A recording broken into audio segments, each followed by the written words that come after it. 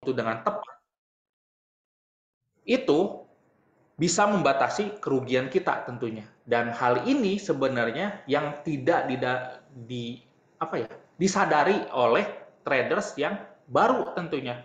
Padahal stop loss ini adalah tools yang sangat penting untuk menyelamatkan akun kita bila mana terjadi yang namanya perubahan sentimen ataupun harga tidak sejalan dengan analisis kita. Oke? Oke. Bayangkan ketika Anda mendapatkan kasus seperti ini, Anda sudah tahu bahwa terdapat dua candlestick yang melakukan rejection atau penolakan di area support, kemudian Anda buy di situ ya. Katakanlah walaupun tidak full lot ya gitu ya, Anda buy lah sekitar 0,1 lah seperti itu ya. Kemudian yang Anda alami adalah pergerakan bearish. Bayangkan ketika Anda tidak menggunakan stop loss, berapa kerugian yang Anda cenderung alami ya. Hal inilah walaupun katakanlah secantik-cantiknya pattern, secantik-cantiknya teknikal, seyakin-yakinnya kita melakukan analisis, ingat di dalam pasar akan ada yang namanya invalidasi. Kenapa? Karena di dalam trading kita mendapatkan adanya dua analisis, yakni analisis teknikal dan juga analisis fundamental.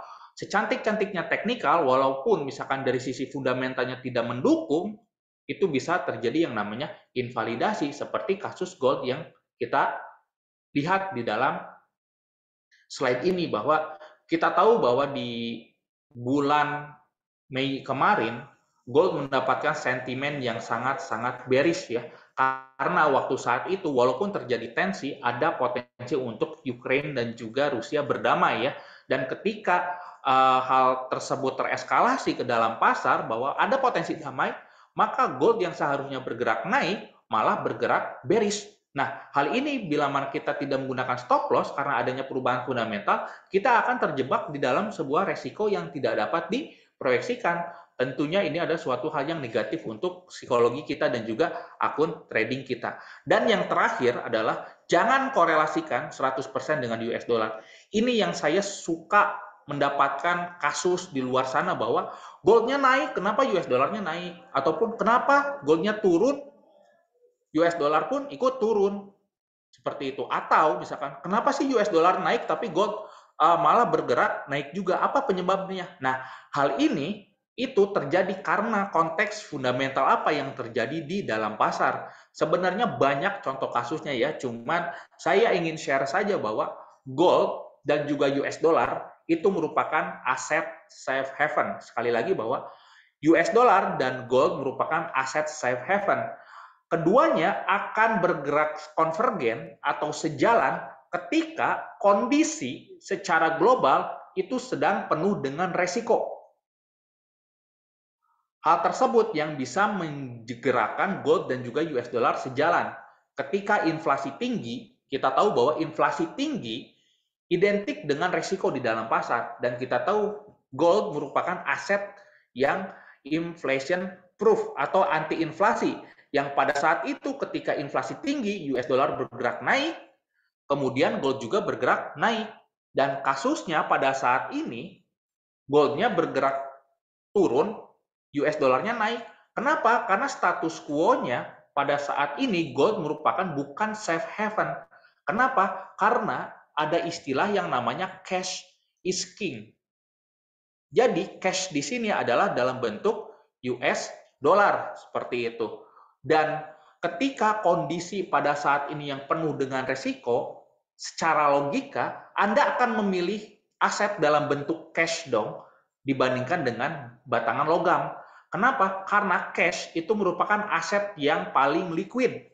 Sekali lagi, cash merupakan aset yang paling liquid. Ketika katakanlah terjadi sebuah growth dalam pasar, Anda yang memegang cash tentu akan dengan mudah mendeploy ke beberapa aset, baik itu katakanlah ke komoditas, baik itu katakanlah ke equity market, ke saham, ke indeks, itu akan dengan mudah dibandingkan Anda memegang pegangan batangan emas. Anda harus mengkonversikan dulu ke dalam bentuk cash, barulah Anda deploy.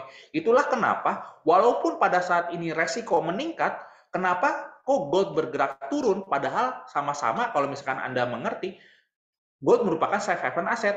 Padahal betul safe haven asset, cuman untuk pada saat ini kasusnya berbeda. orang lebih memilih holding cash dibandingkan dengan holding batangan emas. Kenapa? Karena balik lagi, cash merupakan aset yang paling liquid seperti itu. Dan kondisi lainnya di sisi lain bahwa dengan kita memegang cash dalam bentuk US dollar, kita tahu bahwa Federal Reserve akan menaikkan suku bunga di akhir tahun ini hingga ke 4% ya. Dan katakanlah kita menggenggam aset dalam bentuk US dollar, kita akan mendapatkan 4% untuk dalam bentuk bunga ya, dibandingkan kita dalam apa-apa sebenarnya. Makanya itu yang terjadi pergerakan bearish dari sisi gold ketika US dollar terus-menerus menaikkan suku bunga ya melalui Federal Reserve sebenarnya. Dan itu banyak orang yang tidak tahu ya mengenai trading di gold, bahwa 100% atau mayoritas itu akan selalu bergerak negatif. Ketika US dollarnya turun, gold akan naik. Dan juga sebaliknya ya, ketika gold turun, USD akan naik seperti itu. Dan hal itu sebenarnya sangat tidak disarankan. Kenapa? Karena tergantung konteksnya. Terkadang, bukan terkadang lagi, seringnya US dollar dan gold itu bergerak konvergen atau searah, dan suatu hal yang tidak berdasar sebenarnya itu tidak objektif, dan hal itu yang sebenarnya menggerus balance kita untuk bisa babak belur sebenarnya. Seperti itu. Jadi untuk kita trading di emas tanpa cemas, kembali lagi bahwa jangan korelasikan 100% dengan US dollar. Kenapa? Karena pergerakannya akan cenderung bisa sejalan tergantung konteks yang terjadi di dalam pasar tentunya. Dan terakhir nanti kita akan bahas di chartnya ya, untuk bisa lebih dalam lagi, dan barangkali teman-teman memiliki pertanyaan, saran ataupun kritik boleh tampilkan di kolom chat, karena hal ini yang akan bisa memberikan kita suatu insight yang baru ya. Karena pada dasarnya bila mana Anda bertanya, itu Anda memiliki suatu asumsi yang sebenarnya Anda miliki. Nah, tinggal di sini apakah asumsi Anda itu sebenarnya tepat atau tidak. Nanti kita akan coba di sini belajar bersama-sama membangun sebuah kebiasaan baru untuk terus bertanya. Kenapa dengan bertanya itu suatu hal yang positif? Karena bila mana Anda bertanya, itu sebenarnya Anda seperti mengungkapkan sebuah pendapat bahwa saya memiliki asumsi seperti ini loh, sehingga itu adalah suatu hal yang baik untuk kita belajar tentunya. Dan kembali lagi ke kesimpulan bahwa bila mana kita ingin trading di instrumen apapun, baik itu di trading emas ataupun itu di trading di Nasdaq atau indeks, bila mana kita ingin tidak cemas, harus memiliki rencana trading. Itu yang pertama. Karena kita tahu bahwa trading ini merupakan profesi ya, dan profesi ini kita harus profesional. Bila mana kita tidak profesional, ya kita bisnis tidak akan jangka panjang gitu. Kita akan terus-menerus mengalami yang namanya margin call ataupun stop out ya, karena kita didasari investment ini dengan trading, dan itu adalah suatu hal yang buruk untuk akun kita. Dan bagi teman-teman yang ingin bertanya, silahkan, nanti kita akan bahas secara bersama-sama ya, sebenarnya seperti itu. Dan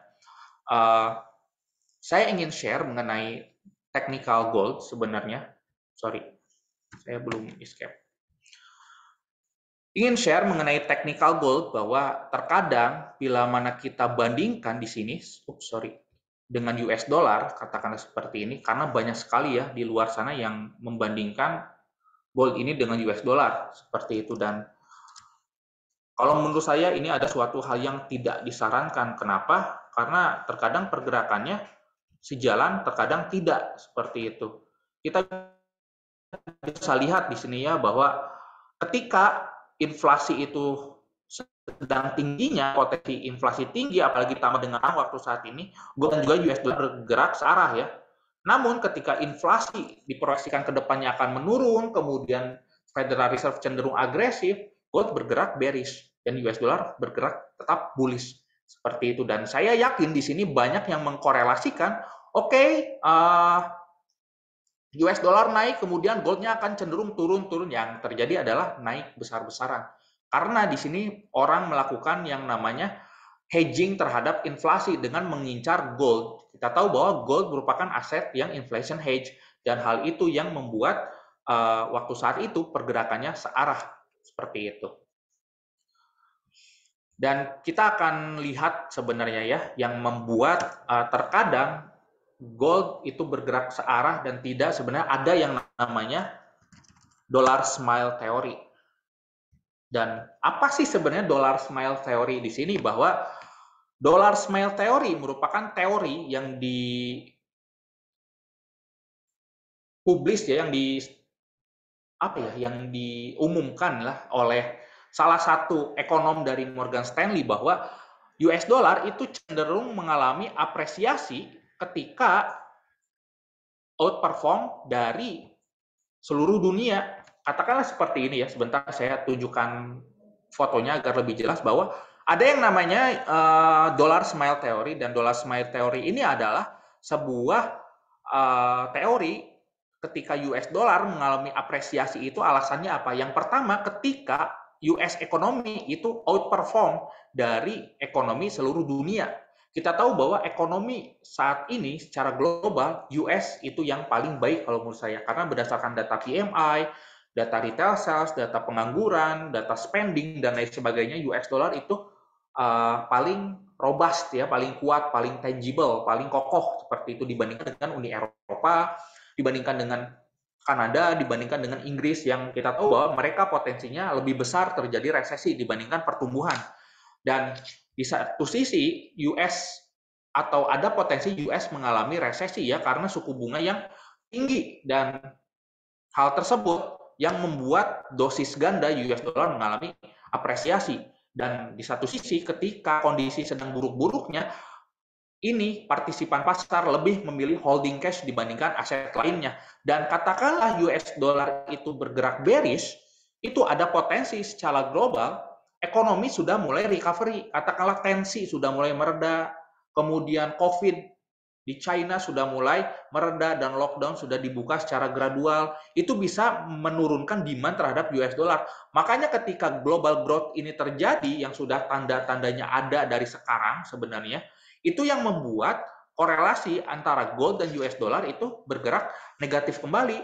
US dollarnya bergerak bearish, goldnya bergerak bullish pada saat ini. Itu didasari karena saat ini global growth atau pertumbuhan secara global sudah mulai terdevelop. Kita bisa lihat data US yang membaik, kita bisa lihat kemarin earning season di pasar saham US sangat beat dari partisipan pasar, ekspektasi partisipan pasar, sehingga mungkin di kuartal ketiga ekonomi US itu akan bangkit. Dan kita tahu bahwa bila mana ekonomi US bangkit, itu akan terspillover secara global dan akan menimbulkan recovery proses di dalamnya. Dan waktu saat itu US dollar mungkin akan tetap bergerak bearish.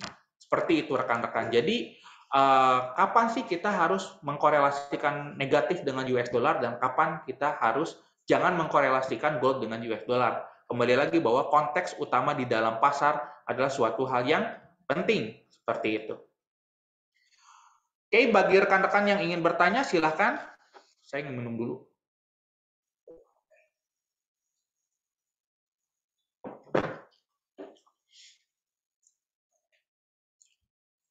Oke, mungkin di sini ada pertanyaan yang cukup banyak ya. Ada 5 orang, bahwa dari Pariko yang pertama. Nah, izin bertanya, ada event apa saja yang dapat berpotensi untuk membuat gold bergerak bullish? Nah, ini pertanyaan yang bagus sebenarnya. Kita tahu bahwa gold pada saat ini itu bergerak bullish ya. Sebentar saya share screen terlebih dahulu mengenai, saya balik lagi ke trading view mungkin.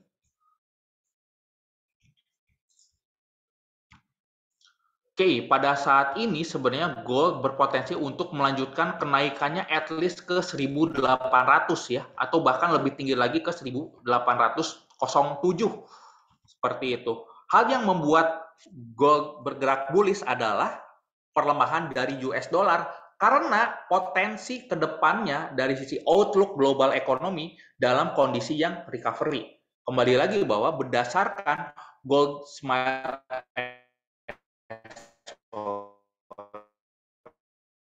Gold Smile Theory. Dollar Smile Theory tadi bahwa ketika global demand dan orang yang tadinya memegang cash dalam bentuk US dollar, itu mereka akan mendeploy ke beberapa aset, baik itu ke komoditas seperti gold, kemudian baik itu ke equity market, ke US stock dan lain sebagainya, ataupun ke FX market seperti euro, pound sterling dan lain sebagainya. Makanya ketika global ekonomi kedepannya akan bagus, gold berpotensi untuk tetap gerak bullish. Dan alasan lainnya gold bergerak bullish adalah ketika tanda-tanda ada ketegangan antara China dan juga Taiwan. Karena hal itu yang membuat gold di hari kemarin bergerak sangat-sangat bullish ya, seperti itu. Hal itu didorong karena tensi antara Taiwan dan juga China dan juga US yang memanas. Seperti itu, Pak Riko mungkin. Sudah jelas ya?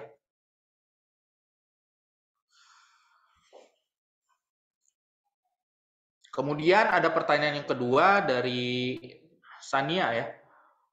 Halo, saya mau bertanya bagaimana cara membedakan trading dengan spekulasi jika kita trading di gold? Karena pengalaman saya lebih banyak menggunakan feeling daripada planning dalam trading gold. Nah, ini sebenarnya kenapa banyak trader yang menggunakan feeling dibandingkan planning, ya balik lagi karena mereka tidak memiliki trading plan. Bila mana trader tidak menggunakan trading plan, masuk ke dalam pasar hanya berdasarkan feeling. Itu yang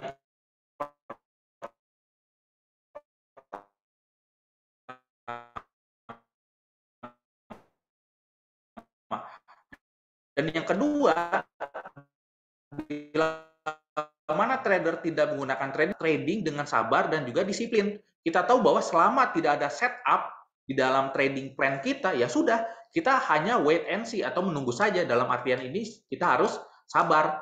Dan ketika setupnya muncul, ya sudah, kita jalankan trading plan kita. Dan itu kita akan disiplin. Seperti itu. Jadi, untuk membedakan trading dengan spekulasi, itu balik lagi ke diri Anda. Apakah Anda memiliki trading plan atau tidak? Bila mana tidak memiliki trading plan, Anda akan cenderung berspekulasi. Seperti itu. Mungkin itu Sania. Jadi, kembali lagi, trading plan itu adalah nomor satu ya. Dan ketika kita memiliki trading plan, kita sendiri akan bisa membedakan mana kita trading real, mana kita spekulasi. Seperti itu.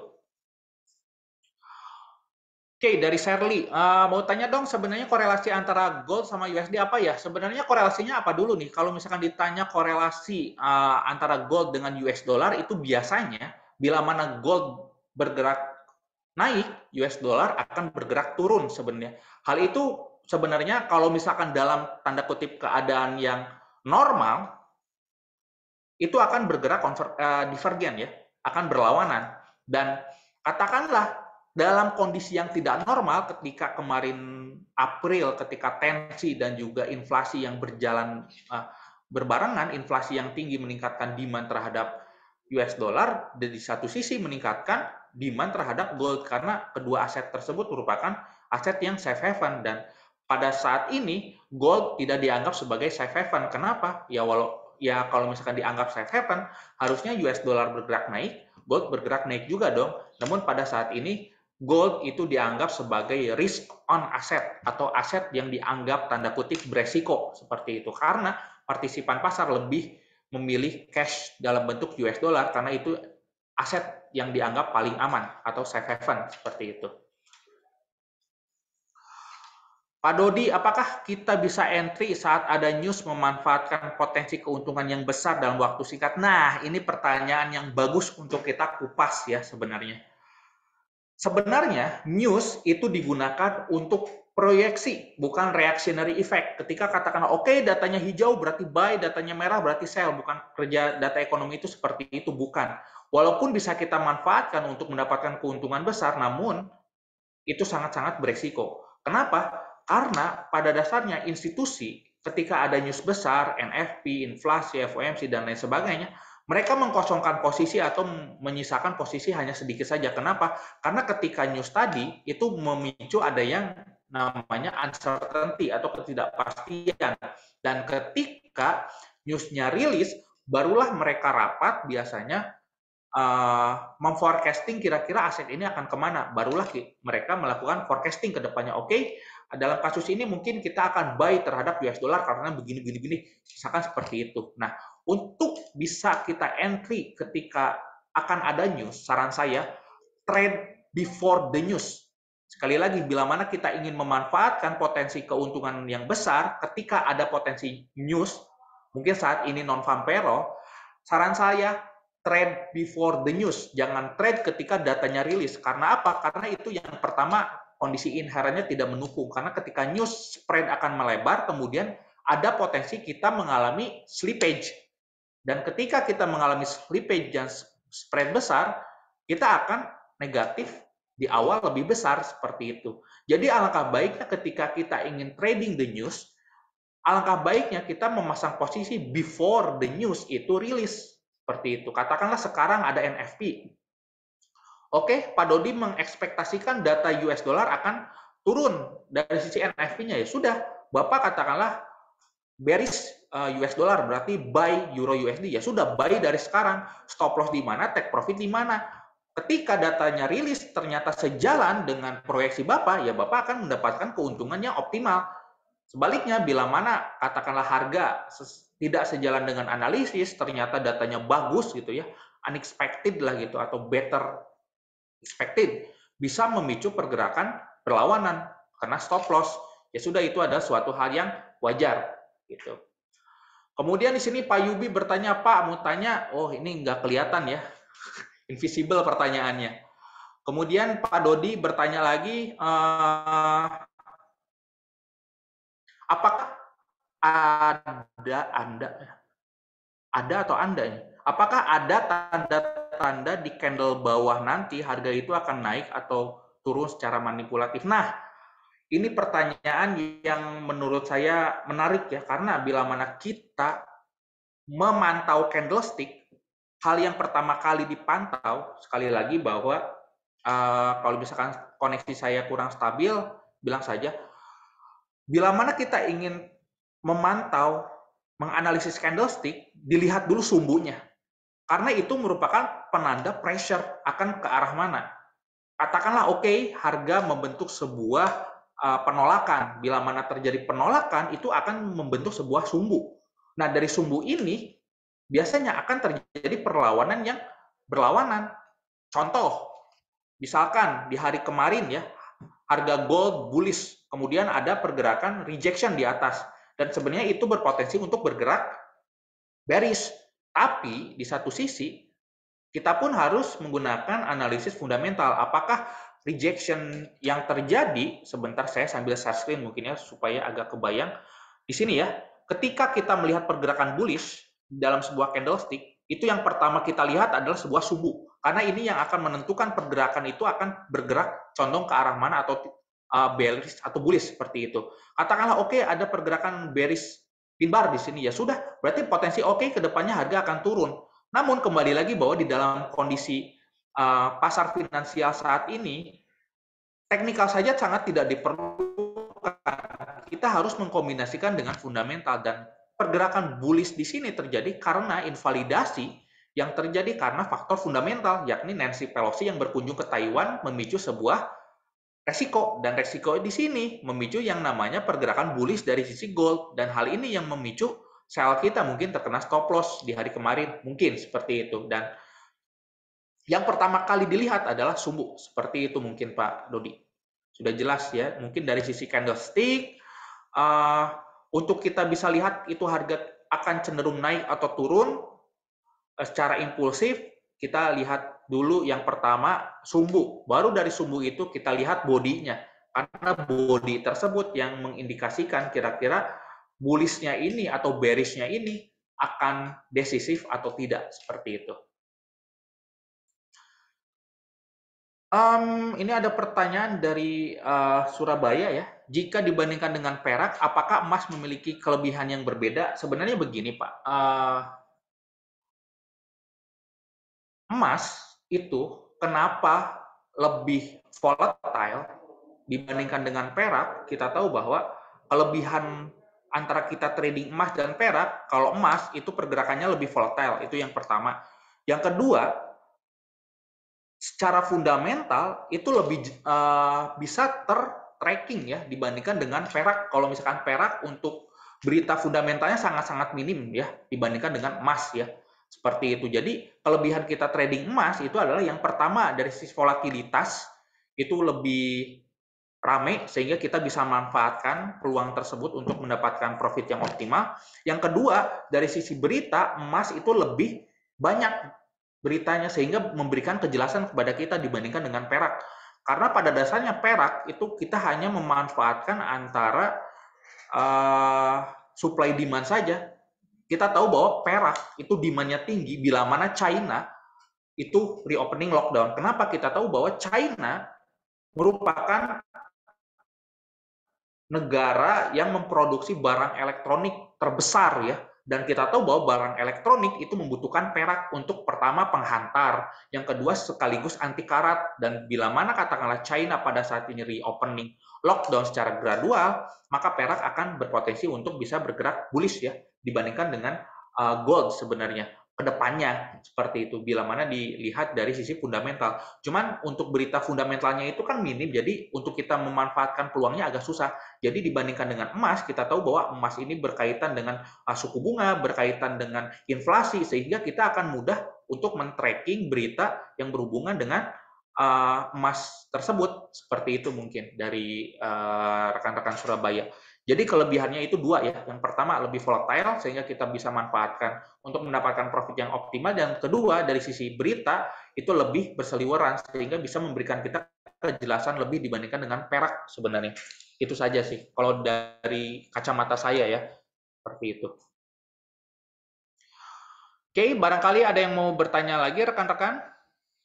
Kalau misalkan tidak ada, mungkin untuk webinar pada siang hari ini kita cukupkan. Terima kasih, semoga mendapat insight dan juga pengetahuan. Saya ingatkan kembali bahwa Maxco Future selalu akan adakan webinar di hari Jumat di jam 2 dengan topik yang berbeda yang memberikan insight bagi Anda, baik itu pemula ataupun yang sudah profesional. Jadi jangan lewatkan, dan webinar ini sebenarnya gratis pada dasarnya seperti itu.